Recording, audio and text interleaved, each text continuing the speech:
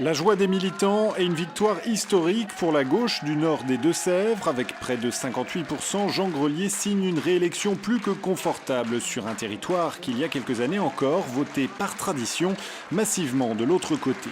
Je mesure ce soir le chemin que nous avons parcouru depuis 10 ans.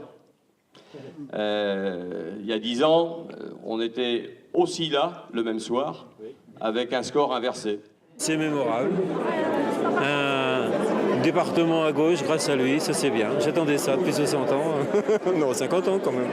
Ça confirme un peu tout le travail qu'il a fait en amont, en étant une personne quand même présente, de proximité avec les gens, qui connaît le terrain. Rendre compte aussi au niveau de l'Assemblée nationale ce qu'il faisait. Je veux dire, on a eu aussi régulièrement des rencontres avec lui, donc il sait s'adresser aux gens.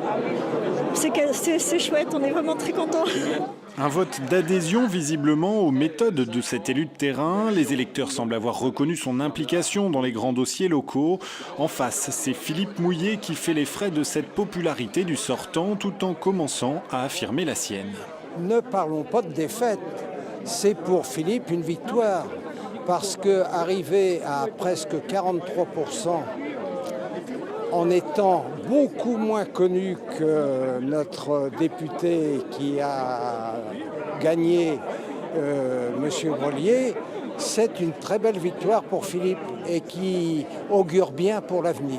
Le score est honorable, on est parti bas, dans une nouvelle circonscription avec des candidats qui n'étaient pas connus sur le territoire.